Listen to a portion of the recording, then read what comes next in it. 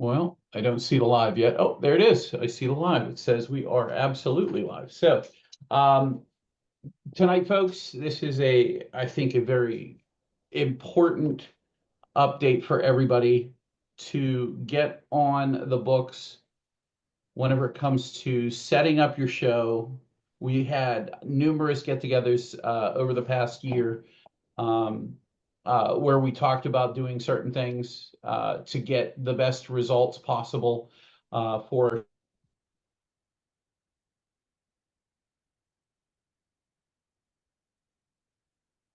Can you hear me now? Yes, Yep. no. Okay, good.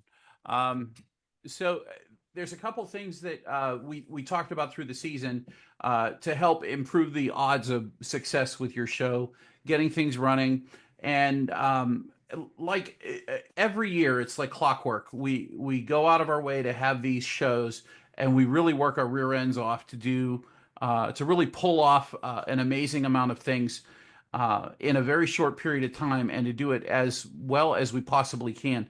Um, but in the event that you have issues, it's important to look back on those issues, learn from those issues, and make changes as we go forward.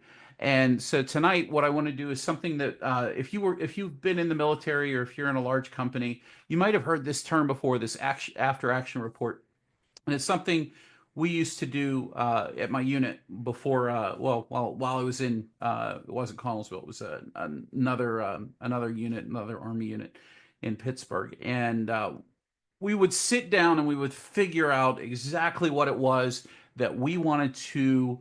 Uh, when we got back from a training assignment or whenever something happened, we would do something called this after action report.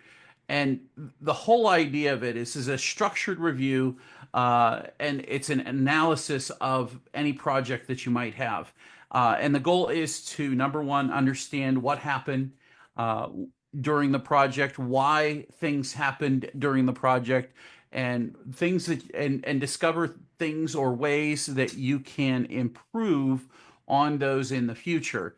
And I think that the more that you look at just answering a couple questions and setting a plan in place to carry you forward, to project you forward as you go into the next season, as you go into the off season, because I mean it's before Christmas, the week before Christmas, and we're all excited. We have our shows running. Most of us do. There might be still some people out there that are having issues. I have one person I need to get on the phone with tomorrow and help them out with an issue that they're trying to go and fix. But keep in mind that every time you do have an issue, the easiest way to resolve them is to put a plan into place so that it doesn't happen again. So I want to share with you my after action report from 2024, and I'm going to take you on a little journey, and it starts with 5 volt. Now, this isn't the only problem I had. I'm not going to bore you with everything, but I want to share with you. I've been doing holiday lighting, RGB lighting now for over 10 years.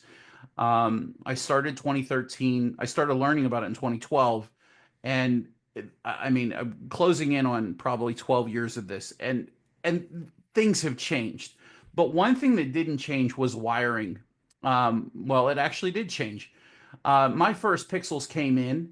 They were from 2014, the first year that or 2013, excuse me.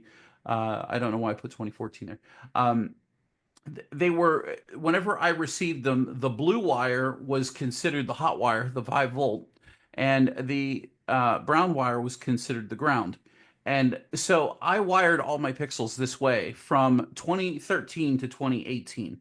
Um, Now, that doesn't make much sense whenever in 2018, whenever I realized, oh my gosh, everybody wires these differently than I do. But my pixels came in with the pigtails on them, and they were the expensive ones. They were my 12 volts at the time. And they were wired in reverse of what everything else was. And I just thought that that was normal. And it didn't occur to me that I should or would eventually want to change them. And why is this a problem? Why is this reverse wiring a problem? Well, if you build a controller and you have all of your outputs with your hot wire on the blue line as opposed to the red line, which you can see here, the common red lines or the brown lines, which are the more like the Ray connectors, they are marked as positive now, but some of them weren't back then. And why is it just I'm not able to just take anything and plug it into any port on my controller? And the reason for that is because I have to be very specific about where I'm plugging something in. Most of my controllers that run my 5-volt pixel props are in the yard. Number one, they're in the yard. I have removed all 5-volt from the house. Everything on the house is 12-volt. It runs on a X-Connect connector. I'll never the twain shall meet. I'll never plug in the wrong string of pixels to the wrong output on an opposite or opposing voltage. So I don't have to worry about that. That's not my issue. But my issue is I have old props from 2014 to 2018 and new props from 2018 to current, which have different wirings. So I had to build a number of controllers that had split output, 16 ports for the old type and 16 ports for the new type.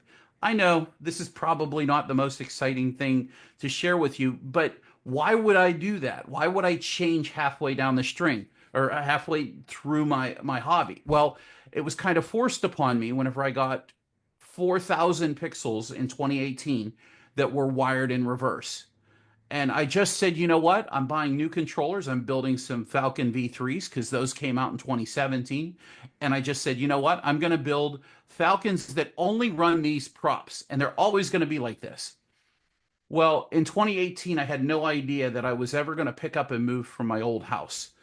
And so this is where the problem started. The problem started because I had one type of layout that I had completely built to fit just one need. And then I up and moved and I removed and adjusted and switched around so many other props that it was almost unrecognizable where or what should plug into what.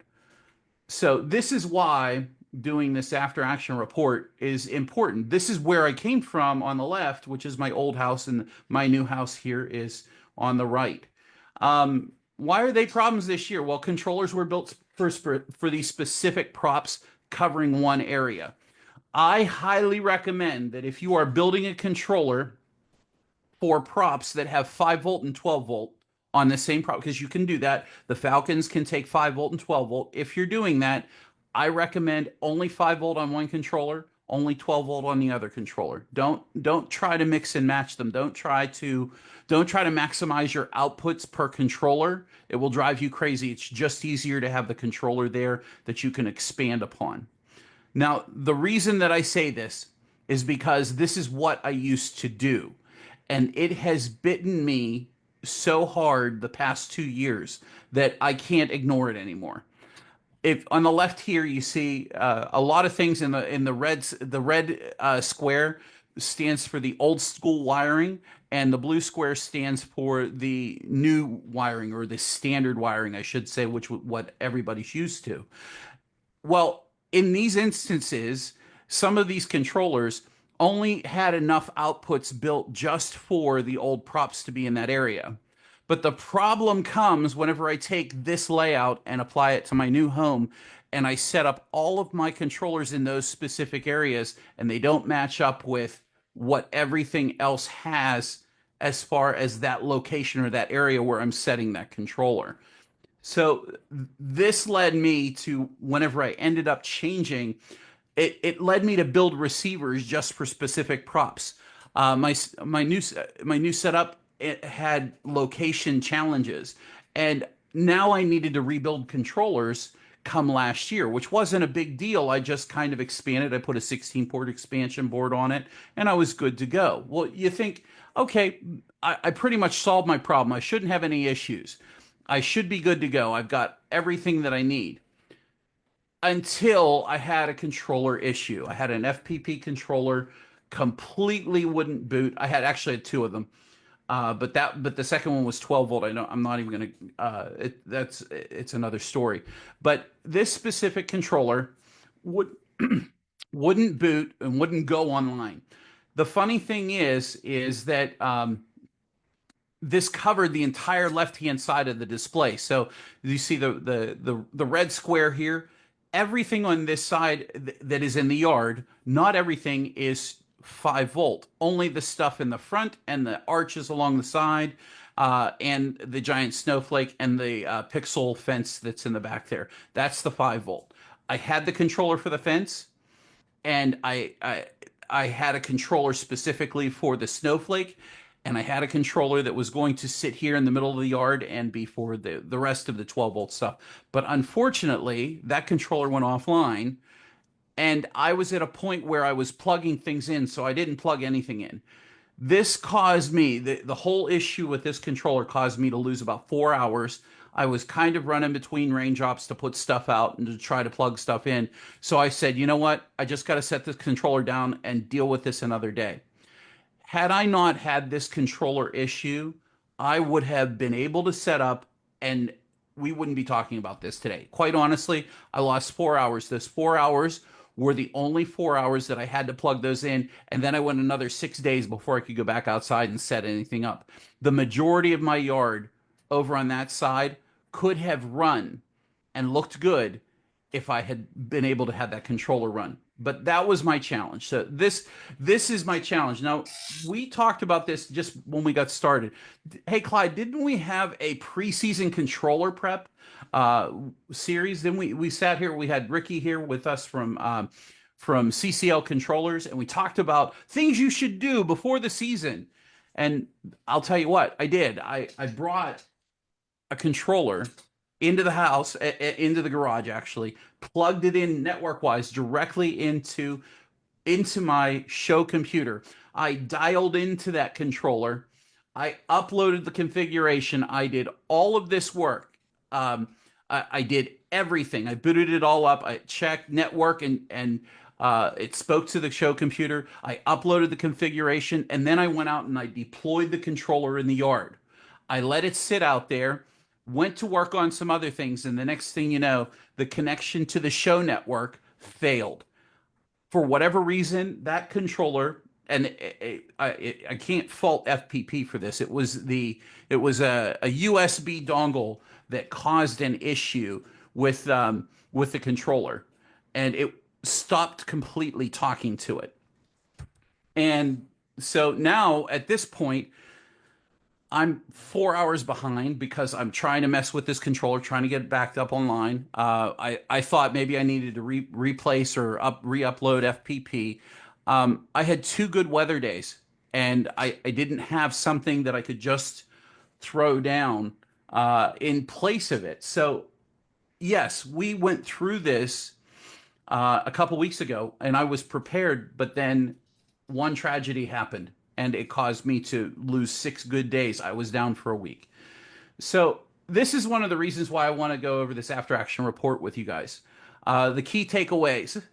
Whenever you guys are sitting there thinking about the things that happened in your show, and so I just went through this whole 5 volt thing with you in roughly what, 10 minutes, 15 minutes. Um, I want you to think of all of the things that held you up during your setup. And I want you to think about all of the things. I want you to write them down. I want you to take a notebook, write them down, and say, here's the things that I had issues with this year. And this is my key takeaway. I had having an unused spare 5 volt controller available would have saved me 6 days of not running my show because half of my props didn't work over on that side of the yard. I I'm telling you, little things like this, and that's why uh, you know um, this is going to be the home of a new Genius 16 Pro controller. And that's what this mess here is I'm getting everything ready because I'm going to sit here and build. Coming up in the next few weeks, we're going to build a controller here on the channel, and do a controller build because I'm not going to go through this again. I'm not going to have this issue happen again. Um, my wiring needs, that to me is absolutely, it's going to be fixed. It's going to be completely fixed for 2025. I have to fix it. Any of my old props that are still in the old mode are going to be cut off and reconnected. I'm going to order up a couple of the V2 clickets to do some of these jobs. I have V1 clickets, which will work with some of them. So I'm going to get started on that as soon as the show comes down. All of the props that I have that are in the old manner are that are not the standard way to be wired. I'm going to fix those. Not having specific hardware on hand. So this was another thing. This was on my bucket list. I had to make trips to Home Depot or to the hardware store. And every time that happened, I felt like, man, I'm losing 2 hours. I'm losing an hour of time. I could be plugging stuff in. I could be setting something up. So planning a little bit better, thinking about those things, and being prepared whenever I go there, so I don't waste any time whenever I'm in there. Um, and generally, I don't. I'm in and out. Uh, the trip to the hardware store. One of the absolute worst things to happen was organization of tools and supplies. I misplaced my sledgehammer and I looked for my sledgehammer for roughly an hour. What do you think I could have got done in an hour if you had gorgeous weather and you couldn't find your sledgehammer to pound rebar in the ground? So I ended up running down to the hardware store. I said, "This is ridiculous. I'm just going to go buy a new one, and my time is worth it." It was $20 for another sledgehammer. Um, after after 2 hours of hammering things into the ground and getting a lot of the show up and running, I found my sledgehammer. It was out in the backyard somewhere. And so keep in mind, your time is worth something. Don't let something stop you. Take an action, get back to work. That way you are being as productive as you can be. Um, and the last one is measure 2 times.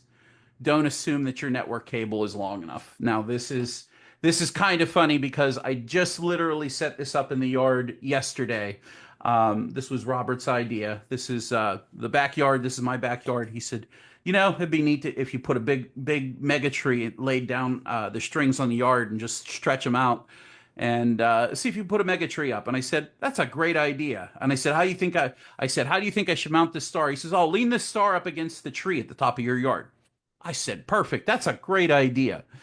And lo and behold, whenever it came to that network cable needing to go from the bottom of the tree there all the way down to, because I'm using a Genius receiver, a 16 port receiver, in order to go all the way down there, it's 75 feet, and the longest network cable I have is 50. And no, I don't make my own network cables, and I never will. So we're waiting patiently for tomorrow so that I can just run out there and get one in the mailbox from Amazon or Walmart or wherever. And it's showing up tomorrow. So hopefully I can just go run out there, plug it in, and this tree will be off and running in my show. But I thought that was kind of funny because it was kind of the last thing that I had not expected to do. And I totally was not prepared for the fact that I didn't have a cord that was long enough to get there. I had a 50-foot cord, went all the way from the front to the back porch, but that was it. So, action plan. So this is the part where, number one, we identified our issues. Number two, we wrote down the challenges, and then we identified what the issues were, and now we're taking action on. So obviously, fix the old 5 volt. I was working on this as well during setup. If I ran across something that was easily switched over, I just went and did it at that point. I'll be doing this during teardown during the winter. Any spare 5 volt controller build, I'm gonna, as I've already mentioned, that's on my after action report. We're gonna build one here in PPU. Um, Plan out the need for your hardware and supplies. This is huge. Like I must have, I way under thought about how much rebar I was going to need. My yard, I've never had a big yard like this before, and this year I went nuts, and I have a ton of stuff in the yard, and I did not have enough rebar, and I wasn't ready for that. So I am for next year. That's one of the things that I have to say. And also one of the other things is rebar is super cheap at Walmart if you buy, or Walmart, excuse me, at the big box stores. It's like $7, 650, maybe it's 550. And if you pick it up and you have a cheap grinder I mean, I don't buy expensive tools. I bought a Harbor Freight grinder probably 7 or 8 or 9 years ago, and that thing cuts right through any rebar, cuts right through any uh, half-inch EMT, three-quarter-inch EMT, any of the pipes that I get. That's perfect to have on hand. So good suggestion for that. Have enough extension cords. Hands up if you didn't have enough extension cords in your show this year, and you were stuck, and you there were things that you were waiting to plug in and you couldn't plug in. And in my instance, the last case, get more network cables because man, you just really never know when you're going to need that 100-foot network cable. So hopefully this was eye-opening for some folks. An after action plan is a great idea to sit and take time to figure out some of the things that you need to improve upon and kind of make the problems go away in the future. So, what I want to do now is I want to go through a couple of the comments that are on Facebook. I asked folks for these, and you can find these in the PPU Facebook group for those of you who are watching and later seeing this on YouTube. By all means, I want to share with you some of the things, some of the lessons learned that people had experiences with here. And then tonight, after I go through these, I want to open up the forum to absolutely everybody out there. If you've had issues or if you have questions on issues that you'd like to solve and you don't know how to solve them, there's a number of people in here tonight, and I'm pretty sure that we can all come up with different ways to help. There's, over 40 people in the room. There's plenty of ways that we can help each other kind of make it the solve the problems, because trust me, all of us have been doing this for a number of years. If you can help, by all means help. If you have issues or if you want to share what you went through and how you solved it, we'll also let you guys share that as well. But I want to go through and share here. Mark, he said every year I print out my visualizer and put it in my show binder. I love that he said this. He says, I make notes on things like power injection or FAMs. Last year, I started labeling extensions and power injection cables for their specific location. This saved me a ton of time. My best advice is document everything. At the end of the season, pack everything away in an orderly fashion. 100% agree with the organization when you put it away. Also, any temporary fixes should be made permanent in the off season. So I'm following Mark's advice here whenever it comes to fixing my extension cords. Now, I will say this: Facebook is a huge godsend whenever it comes to sending myself messages. I don't know if you guys do this or not, but I will do the exact same thing. Here is a image on my camera. I'm maybe you can't see me on Facebook or YouTube. Um, hold on a second. Hold on another second. There we go. So now YouTube will be able to see it. So this here is, thanks to Mark reminding me, this is a screenshot. So what I'll do is at my show computer, I'll sit down and I will literally take a screenshot of my plugins. And for me, it was important because I had very specific wiring. So I had to make sure my props were in the right output as to how they were being connected to the controller. So that was important. I did that a lot throughout all the entire yard, everything on the house. Using something like that, that might be a good suggestion for folks out there. Becky said simplify would be my choice this year. Maybe not making so many changes at once. This is a huge issue for a lot of first year people. After their first year, it's like they get muscles from drinking too much, and they're like, oh, if I did it the first year, I can do anything, and they go overboard their second year. They do double or triple what they did the year before, and they haven't even run into a quarter of the challenges that they're about to hit in the coming year. So don't try to make all changes at once. We completely tore down, revamped our mega tree, more than doubled the pixel count, and added an art installation that required some last minute construction. So, if any of you know what last minute construction is like, it's like, oh my God, I got to hurry up and get this done, as opposed to leisurely doing it over the summer or during the fall when you're not trying to hurry up and not when you're not in the middle of kind of your final season setup. Um, I have long range receivers with ports not working and other gremlins. This is a great word. When she said gremlins, I was like, man, I had a lot of little gremlins this year. A bad pixel here, a bad. I think I only have maybe four bad pixels out there right now. So I'm pretty blessed. But gremlins is a great word. If one gremlin that I ran into that caused me about 4 or 5 hours of annoyance was finding out that I couldn't use a smart receiver from a Genius differential board with a smart receiver from Falcon that was in test that was a V1 smart receiver with a test button on it.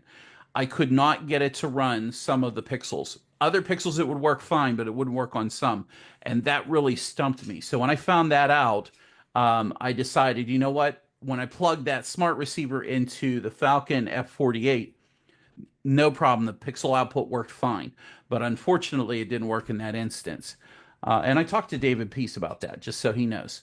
Um, she says, I love having my Mac because I have the ability to quickly re-render sequences as I'm adapting the layout because of issues, and that's saying something with 117 sequences. Brad, she's got you beat. But I have to give a shout out to that. I can render on the fly on my main PC, which is what I'm on right now. My show PC does not ever render. It is just a show player. And so it gets all its updates through this main PC. I'll sit here and I'll do a render, a batch render at the end of the night and go to sleep. And then the next morning it's good. But certainly during setup, I do change things around just to make sure that everything's working good. Great suggestions, Becky. Great understanding. Next, we have Daniel. Daniel, I'm thinking about going to lower outputs per controller, possibly losing possibly losing updating older build to current controllers. So what he's saying here is I have some older controllers and I think I'm about to take them out of the show and do some updating to some more modern ones. The one thing I started doing was if I had an issue that duplicated itself year after year, I'm changing how these things were set up. I'm with Daniel. I love my Sandevice E682s and my E6 684s, 6804s, and they work, but sometimes network wise they don't work. And so I remember at the old house going through a lot of issues with trying to connect to them, but once I got them running, they would run and they never failed. And so it was just a matter of jiggling the cable enough. And well, I don't have time to just jiggle the cable now. I just want to plug in and it needs to work. So I took Daniel's advice after I read this. I actually did, and all of my old SanDevice controllers are now pulled from their boxes, and I am ready to rebuild with new controllers. So, Daniel, that's a good suggestion. Chadwick, he said he had some issues. Run a hardwire Ethernet connection instead of Wi-Fi. Have a ton of issues with my Wi-Fi dropping out this year and possible install two dedicated electrical circuits to run the show. How many people have enough wires or how many people have enough circuits in their show? People are putting out, 6, 8, 10 controllers, and you're maxing the controllers with, four power supplies each, and you're plugging them in, and you only have two dedicated circuits. Maybe you need to update and have four circuits. I know that Dale was mentioning at one point he was saying he was having some issues with power and power output, that is, and he was drawing too much power. So he found that he may have to expand on his power as well. So keep that in mind. Oh, and we highly recommend solid wire Ethernet connections as opposed to Wi-Fi. If you're doing Wi-Fi, it's usually whenever you're dealing with the Pies or the BeagleBone controllers, and you're doing wireless sync packets that are syncing. I I don't use FPP, so take that for what it is. But The sync packet system usually pretty reliable, but again, wired connections are generally more reliable than Wi-Fi. Jerome, who's probably in the room, Jerome, his issues were mine were not having the right things for mounting some props. Amen. I have four props in my show that never made it up because I just didn't get around to. I should have taken time to build some sort of mounting for them, and now I have an idea. Thanks to Jerome. Of how I want to mount mine. So huge thanks to Jerome. So it took almost 3 weeks to get everything up for him because he was trying to figure that out. Um, Mr. Jeff from Jersey, his biggest pain in the neck was mounting solutions for props on Windows, and for him this year it's just been a disaster. So he is going to have to come up with a way to attach his props to his Windows a little bit better so they're more secure. I don't know about you, but last year I had wind out of everywhere that caused havoc over my entire show. This year we probably had two really bad days of wind. Of those 2 days, nothing happened on one. The second day, one of my icicles fell right out here my window. And it was the only icicle that I couldn't attach to the soffit the way I normally would. I have a video coming out on this. You'll see it coming up this Friday for our first Twinkle Tip Fridays when we get back to it. But Robert made some good suggestions for getting the icicles to stay in place. The other ones all 100% stayed. The ones that I couldn't reach, I needed Robert's ladder because his ladder has those little level legs on them that are just amazing. And I don't feel like I'm going to die whenever I climb up the ladder. So, Kevin has a couple things that he was talking about. Plan out your controllers and receivers before November. So that's something we talked about in that webinar. I currently have one controller using 8 outputs and another using just two. Those should be receivers next year, and the controllers can be moved elsewhere to keep as backups. That's an excellent idea. If you just have two props and it can be solved with a simple receiver and you already have the receiver built, by all means use it. I think that's a good idea. That's a good use. Also, it may be good to stick with one vendor for controllers. I have one 16 output Genius, but I haven't been able to get that to work with power injection, so I just can't mix and match it with the Falcons. So Kevin's having issues whenever he's powering up stuff. So maybe there might be something going on that he needs to learn about as far as that goes. But it's the same situation that I'm in, where he's converging to one type of controller. The type of controller doesn't matter to me. It's how I wired my props. So it's kind of the same thing but different. I think it only works with Genius receivers, and I don't have any of those on hand this year. So Kevin, with his issues and challenges, Kevin, we wish you the best. If anybody has suggestions, we'll talk about this afterwards.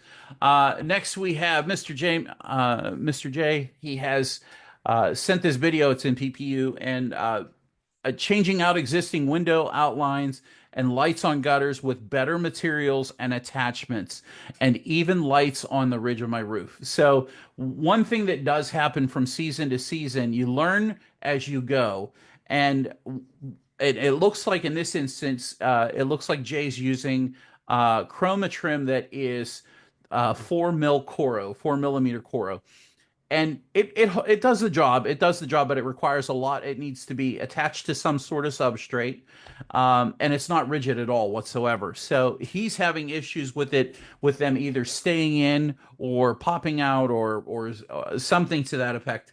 And there's other products that he might be able to come up with. I like the chroma trim that is made out of the HDPE from Boscoyo. That's the stuff that I use on all of my outlines in my windows, and I've never had an issue with them. I had some up for 7 or 8 years at my old house, and so it's a solution for you down the road if you want to try that. Next, I'm going to talk about Kathy and Jim. Jim might actually be in the Zoom room. And Jim, if you are, maybe you can put your hand up or put a message in chat. Jim and Kathy sent me, well, Kathy sent me a message earlier tonight because she said she couldn't be here. But she said, here's my suggestions. attach your Boscoyo strips horizontally across the top, middle, and bottom of the mega tree. This supports the vertical strips from moving slash twisting in the wind. And recently, as we had, Kathy and Jim live, about 2 or 3 hours to the east of us, or the west of us, excuse me. They got the wind that we got last week, and 40 to 45 mile per hour winds. The straps didn't break or move. And then she also had another suggestion about guy wires, and I'm at this point I'm pretty sure Jim doesn't mind. Well, maybe he won't. Jim, if you'd like, you're welcome to. I'll see if I can't get the unmute button uh, to come. Do you want to talk about? And I'm sorry to put you on the spot, but do you want to talk about the guy wire situation? Where's Sure, I'm here. Oh, there you are. Can you hear me? Okay. So I'm going to switch over to the screen here, and this is the pictures that Kathy sent over, and this is Jim Marker, and this is their mega tree and their solution to keeping the pixabulbs there all in one place and not getting flopped all over, right, Jim? And Yeah, then you have the mega tree and the mega tree mounting points that you put on the ground, your guy wires. You want to talk about that? sure. The strips around the tree are specifically to keep the straps because in the wind they become sails. So we ended up putting those on there, and the twisting is what causes them to break because as you can see, they have pixel bulbs pushed through them, and they're a little more fragile than if you're just using the push through 12 millimeter pixels. But that keeps the tree from breaking and causing any trouble. And the guy wires, we have two in the back, but we still put one in the front because there is a tendency once the stress is relieved for the tree to go the opposite way. And by having three, it solidifies the tree. Plus, it makes it easier to plumb the mast.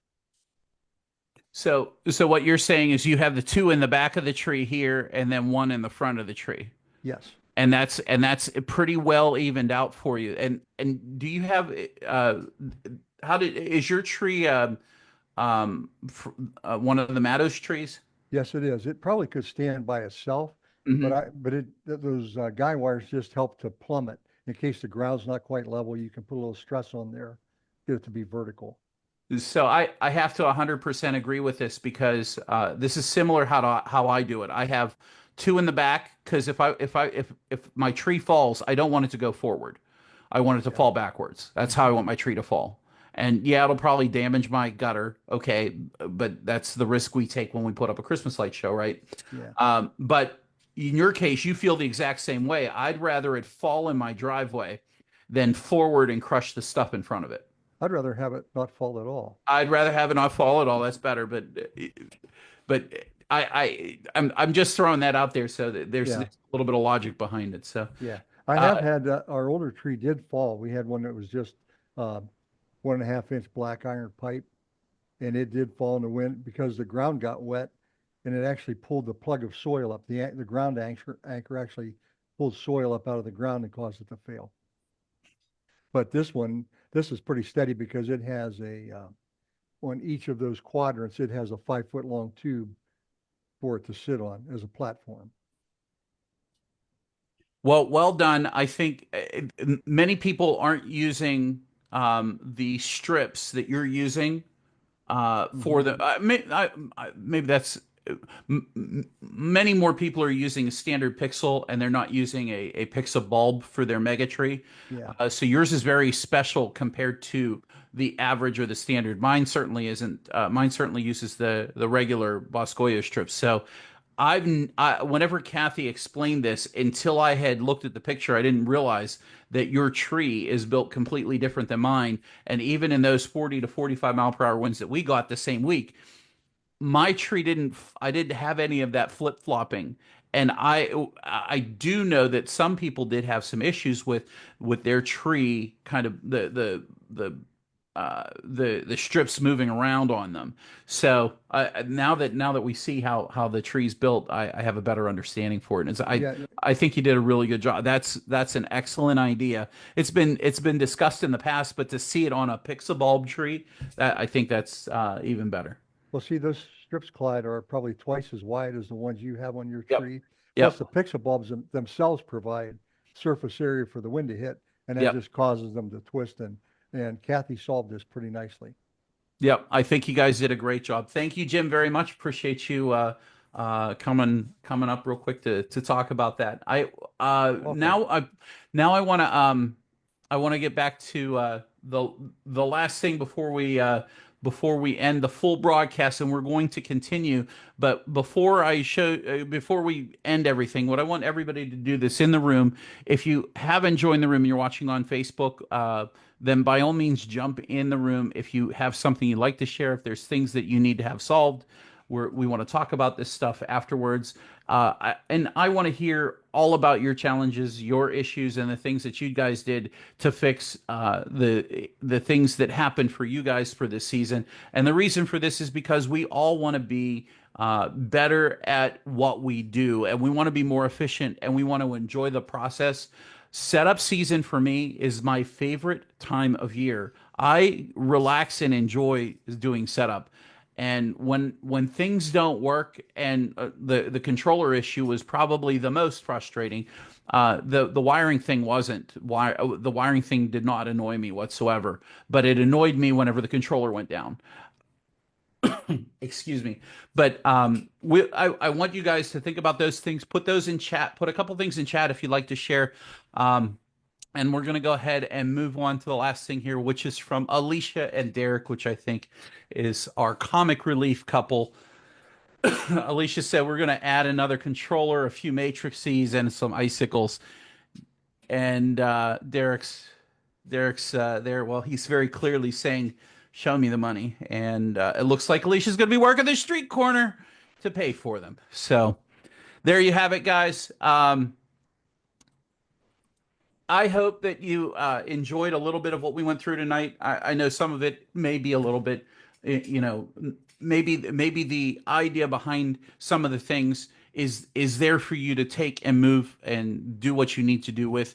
The idea is to identify what your issues are, write them down, acknowledge that they're issues, and then move on and create an action plan to take care of the issues. And once you take care of the issues, you'll have new issues for next year. But for those smart people who are going to stay in the Zoom room with us now, we're going to talk about some of the issues that you might have and hopefully fix those as well along the way. So, guys, thank you for joining us in this week's webinar. If you have any questions, feel free to put them below in chat. If you like the video, give us a huge thumbs up, and please like and subscribe to the PPD YouTube channel. We really appreciate you guys. Have a wonderful evening. Thank you very much.